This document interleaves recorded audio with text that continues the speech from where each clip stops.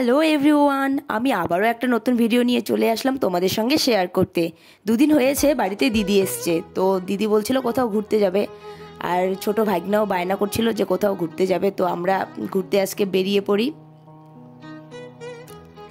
এই দেখো, সোনাই ঠাকুর প্রণাম করে নিল। ও আজকে খুব খুশি যে ওকে নিয়ে আমরা কোথাও ঘুরতে যাচ্ছি।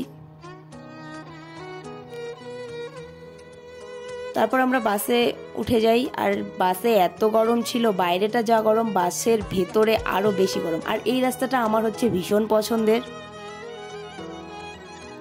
তারপর আমরা সেখানে পৌঁছে যাই, আর দেখো আমরা যাচ্ছি রাস্তা দিয়ে আর সোনাই যাচ্ছে জঙ্গল দিয়ে।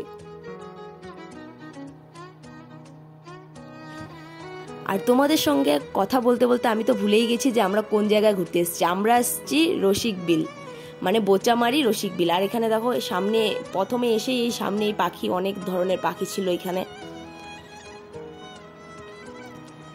আর এখানে পাথরে খুব সুন্দর ফুল, তারপর এটা মনে হয় সাপ, এই যে কচ্ছপ, খুব সুন্দর।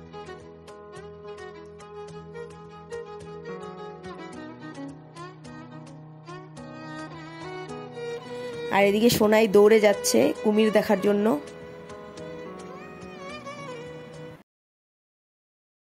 আর সোনা এখানে পেপসি খাচ্ছিল, আর আমি বলছিলাম দেখ তোর একটা মোচ হয়েছে। ও বলছে কোথায় দেখি।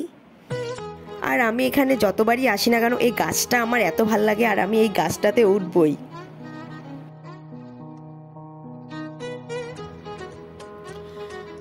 এখানে কত সুন্দর ময়ূর, তারপর অজগর সাপ।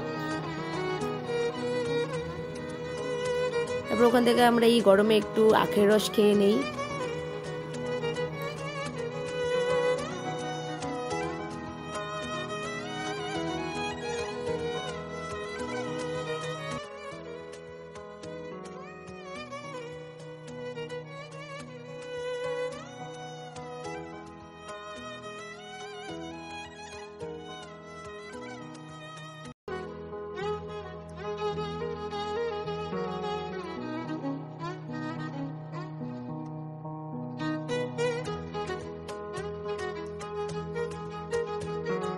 আর এখানে দেখো কতগুলি হরিণ। তারপর আমরা চিতাবাঘ দেখতে চলে আসি। আর এই যে সোনাই যেখানেই পাবে সেখানেই ও ঝোলা শুরু করবে।